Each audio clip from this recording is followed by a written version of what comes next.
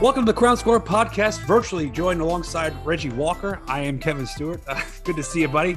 Hey, Reg, good to see you. The Panthers are 0-2 in the preseason, but as The Rock would say, anytime it doesn't matter. I mean, of course, we want to see the Panthers succeed and win some football games, but the most important thing in the preseason is everybody stays healthy. Everybody makes progressions in their games. Everybody's ready for opening day. But out of everything you've seen this weekend against the Ravens, a short night for the starters, but an effective one. What did you see that mattered to you on Saturday night? Again, another situation. First of all, let me say this. For everybody that has whatever issue they have with how much they did or didn't see Sam Darnold, it's fine. He looked fine. He threw 2 passes. I like the quick stop route that he threw to the right side there. I believe that was to Robbie Anderson. It was. Nice throw jet connection. Yeah. Yep, clean. It was fine. I thought they looked okay from that standpoint. I'm concerned. Again, I'm concerned about this running game, particularly because of the offensive line. Mm-hmm. Look, and you knew I was going to say it. That first drive, you get all the way down to the 1 yard line. You go for it twice, 3rd and 4th down, and you can't move the sticks to get in the end zone. And look, again, I'll say it this way. We've talked a lot about, I remember last year there was a big discussion in the Minnesota game about the pick Teddy threw down in the end zone late in the game. I get that. But he's not throwing the football there if the coordinator has the confidence in the offensive line that they can do the job running the football and score. Same issue I saw. Obviously, this is a preseason game, but it was something that we saw throughout the season last year. Right. We saw it the previous year, which I mentioned. They've got to finish drives with touchdowns. And when you get inside the 3 yard line, that is on an offensive line to get that done. And they did not do that. And I'm concerned. This is a team, and I know the Ravens. I know everybody's going to say, well, the Ravens are a good physical defense. That's great. That all sounds good. Yeah. But you still have to be able to finish that. The other issue that I have, listen, this defense created several turnovers for the Carolina Panthers. Obviously, the first time they got the football, right, they're at the Baltimore 33 yard line. Can't get a touchdown. Another situation where they create a turnover, can't get in the end zone off of a fumble. They've got to be able to turn turnovers into scoring drives, right, into points. And if you really, really go back to the 2015 team, I don't know what the exact numbers are, but I can tell you right now, I remember watching every game of that season. Cam Newton had a whole lot of 25, 35-yard drives, 40-yard drives that led to touchdowns and points. That's how you go 15-1. You create. He had no weapons. You turn that into points, and he did not have the weapons they have now. Absolutely correct. That's the first thing I wrote down in my little notes that I write for myself every week for our podcast. Excuse me. Was that first drive? I mean, yeah, we want to see Darnold. The fans want to see Darnold, but it's not about the fans in the preseason. They got their snaps in the joint practices. You've seen that a lot across the league. But when you do get down in a 3rd and short, 4th and goal situations, I like Rule going for it there in that situation because a field goal in that situation in the preseason doesn't matter. It might boost Joey Sly's confidence a little bit. Well, he needs a boost right now. He sure does. In a minute. But that's a chance and an opportunity for your offensive line to get a confidence boost and get the rust off the chains, I guess, so to speak. But what as you said, and we said this repeatedly on the podcast, I know we said it last week, 3rd and short, 4th and goal, you got to play physical, you got to play angry, you got to get after it. And you said that people will say, oh, the Ravens defense is very physical. It sounds like an excuse to me. And that's what it is. This is not a league where you can rely on excuses. You need to execute, and you need to get into that end zone there. You have to play angry. I don't care if Chuba Hubbard's a rookie. I think Christian McCaffrey would get to the end zone in that situation. Maybe if he bounces to the outside, sees it a little differently. But it's an opportunity for the offensive line to mash and be the better man, get low. And it's an opportunity for Chuba to get that experience at the NFL level to get in the end zone, but he didn't. I love the play call. I hated the execution. Yeah, and speaking of Chuba, it was good to see him get involved in the passing game, caught a couple of passes. made some plays there. So that was encouraging. You look at some of the other pieces of this offense, Terrace Marshall continuing to show that he's going to be an effective guy for this team. He's going to be special. I think he is. I really do, and I completely agree with you on that. So going to be interesting to see how that plays out. But again, the thing that we talked about going into the offseason is still, I think, an issue at this point, and that's the offensive line. And that is the biggest question mark to me on this football team. You can look at a whole bunch of things, and here's the other piece of it. Whether it was Teddy last year, Sam Darnold this year, the skill position is deeper than it was the last couple of years, right? Yeah, no doubt. That's no question. The defense, I think, is improved from last year specifically. If this team is not better in terms of their record, if they're not able to win 7, 8, 9 games, it's going to fall solely on the shoulders of that offensive line, unless Sam Darnold is just absolutely dreadful, which I don't think he'll be that bad. I think he will go as far as this offensive line can take them. And right now, I see a team that may be forced to throw the football an awful lot. And that concerns me for a quarterback that has had his issues so far in his career in this league. Yeah, he's going to have to protect the football. And this is a chance for him to reinvent himself, I guess, if you will, to shake off the ghosts, as he once said, get those out of his head from his Jets days. Hopefully has some progression here in Carolina. He's got more weapons, as you said, than I think the Jets have ever had in their franchise history. And this is a shot for him to really succeed. But defensively, the starters weren't in there for long. And, we talked about that defensive front with Burns and Brown and Reddick and getting after the quarterback and getting in stuff in the run of the backfield. It's just like he drew it up. Brown deflects a pass and Reddick's down the field making an interception. And that's what's going to be interesting to watch is how they interchange the parts, whether it's Burns and Reddick. And just imagine this: if you've got Burns on the field with Gross Matos and Reddick maybe playing off the line of scrimmage, but coming on a blitz, right? All three of those guys in there together with obviously a guy like Derek Brown inside, all of a sudden, you're looking at a football team that can send 4 guys out of 5 up front, right? Because there will be another defensive tackle up there. All of a sudden there's 4 out of 5 guys that have a lot of speed and can get off the edge and create some problems or push the pocket in the middle and really make it difficult on opposing quarterbacks. And that secondary and that back half, those guys were flying around in that first unit. They weren't out there long. But what really jumped off the page to me when I watched those guys is every time the ball was, the tackle was made or the incompletion or whatever, there were several guys right near or at the football to help make sure that the play was made and any opportunities for additional yards gained was minimized. There was another play where Franklin Jr. at the safety spot, he one more step and he makes a pick off of a tip ball as well. And he got a chance to get back there near the quarterback and created a hurry there as well. So seeing him play both deep in the secondary and behind the line of scrimmage shows you that there's some versatility there as well. So I thought defensively, this team looked really fast. They looked like they were playing instinctively and not thinking at all, which tells me this is a group that really knows the system and what Phil Snow is asking of them, especially in their base stuff. I don't think we saw anything overly complicated, but they were playing very, very well in their base stuff, and I think that bodes well for this defense. Yeah, I don't think the fans here in Carolina should be worried about the defense this season. And you mentioned Sam Franklin. I think he filled in for Justin Burris last year when Burris was out with injury, and he showed some flashes of being worthy of being in the final 53 and being a backup in this league. And it looks like he can make an impact defensively as well. But you alluded to Joey Sly, and you mentioned it. We'll get into it. So let's get into it. He's shown signs of the yips last year. And do you watch Ted Lasso? I've seen a little bit of it. The second episode of the season 2, one of their star players has the yips, but you're not allowed to say that word in the locker room.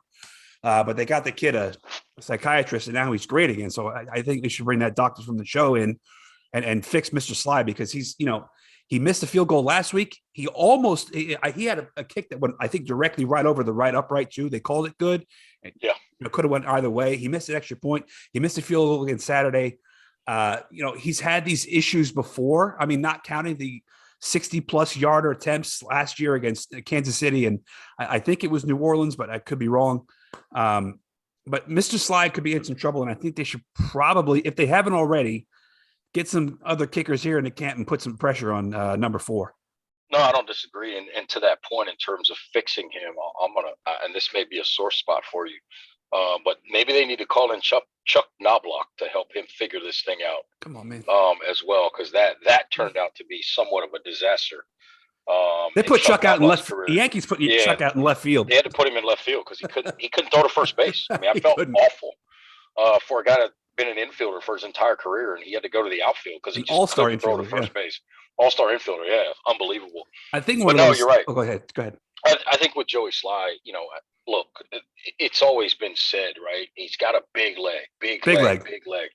But you know what else? Swole tweeter, as Cam Newton used to call him. Swole tweeter. Well, you know what? You know what else we used to hear? Swole tweeter. I love that. You know what else we used to hear? Remember the story of Jeff George and Jay Cutler and all those guys with big arms? Uh-huh. Yeah, what happened with that? They were never the most accurate quarterbacks in terms of being able to win big games. So the one thing that concerns you about Joey Sly is he's got a big leg, but he doesn't know where it's going. And when you don't know, I'd rather have a guy that I know that if it's 50 yards or longer, I got to go for it, than a guy that I go, well, I know he can hit it from 60, but probably not. Right. So that's kind of concerning for this team.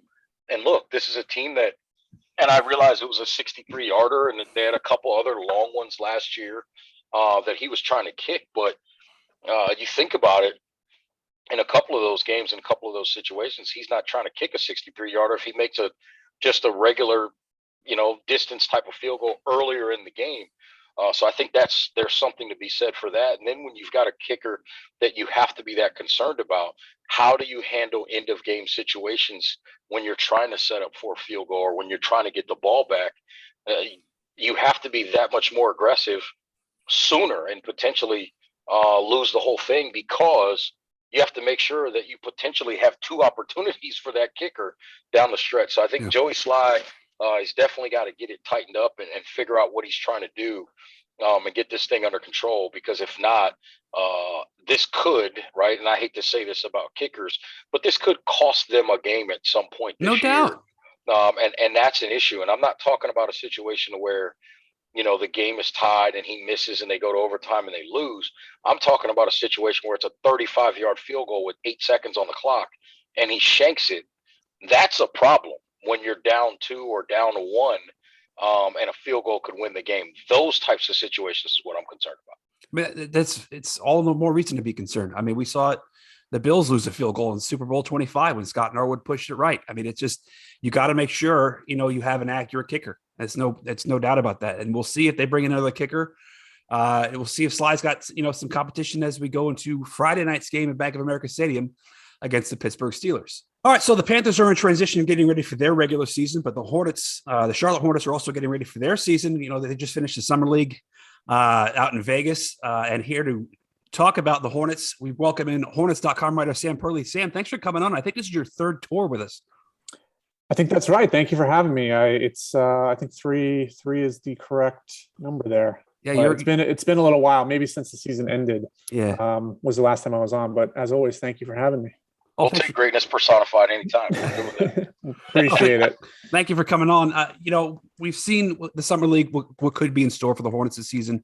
With James Bouknight and Kai Jones, Kai flying all around the gym out there. And now with Terry reportedly being involved with the organization for a few more years, what do you think that backcourt rotation could look like this year with Malik and Devontae out compared to last year when they were in? Yeah, well, it's definitely going to have a little bit of a look. I mean, obviously, I think you can kind of pencil LaMelo there as a starting point guard. I mean, obviously, exceptional rookie season as we I think so. talked. Yeah, I think that one's a safe one. And then again, Terry too, I think they will really, really play well off of each other. I think they have different strengths that kind of complement the other ones, vice versa, in terms of rebounding and being able, and you saw Terry a little bit in the second half of last year was able to, when LaMelo was out, could play some point and really handle the ball. That's what he did a lot more in Boston. He was kind of their full-time point guard. So, and then I think kind of in the backcourt, you're looking at, maybe tentatively, probably Ish Smith will be that backup point guard. Obviously a huge veteran presence coming in. He's been in the league, I think 11, 12 years now, from Charlotte as well. So that's obviously a cool homecoming story for him. And then, Book Knight there at the 2 guard. You could also put Kelly Oubre there as a 2 guard at times. I think he's more of a full-time 3. You have Cody Martin in there as well. You've got a lot of guys that can kind of fill in that maybe 2 to 3 stretch, maybe even 1 on a semi basis if need be. But I think that's the kind of the goal this year is you want to get, and it was the goal last year and goal this year, is you want to get as many guys that can handle the ball in there, play transition, play with pace. And I think they've done that this year, kind of adding some more guys through the draft, through free agency. And that means. Yeah, I think, let me ask you this. And I know it's funny because I think people lose track of, right, how big or at least how tall, long LaMelo Ball is, right? And so one of the things that I'd kind of heard was if with LaMelo and Terry, they're 2 quote smaller guards, and I'm going, you do realize LaMelo is listed at 6'6", right? So now all of a sudden you've got LaMelo at 6'6" at the point guard, and you do bring Terry back, who's closer to 6'2", right, on a good day. But at the same time, Book Knight at 6'4", 6'5", Ish Smith, who you just mentioned, 6 foot tall. That group of guys, all of a sudden you've got taller guard, shorter guard, taller guard. You've got that mix, and you just mentioned Martin and Oubre and those different guys. And oh, by the way, I think the one forgotten piece of this thing is if they really need to, they can play Gordon Hayward at the 2 guard spot at some time. So let's just say you're giving Terry a rest. All of a sudden the lineup is something like, right, LaMelo with Gordon and Kelly Oubre with Miles and PJ. All of a sudden you've got a group that can get up and down the floor. And we're certainly playing with matchups here. I don't mean to, paint you into these matchups, but just some of the different things they can do and what they've created with some of the moves and those types of things makes this team that much more, right, unpredictable, which is probably a good thing. Am I wrong on that?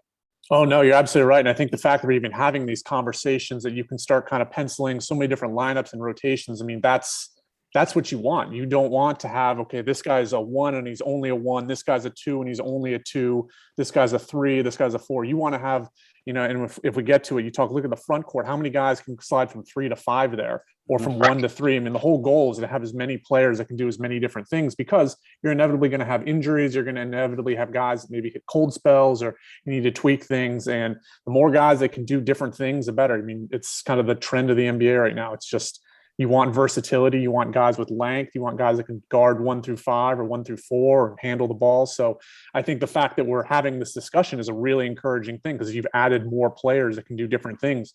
And that being said, I think you've added more talent overall, which I think is going to bring out, you've got 15 guys that, outside of maybe the rookies, all of them have played in the NBA rotational minutes. It's not everyone's going to be playing minutes this year. And that's, I think, that inner competition, you see it kind of right now, obviously, in the NFL and training camp. I think that brings out the best in guys in training camps and going into the season, because there's only going to be so many minutes and spots to go around.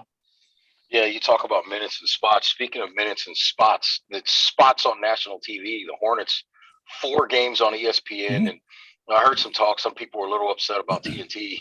And my response to that was, the last couple of times they were on TNT, it didn't end well.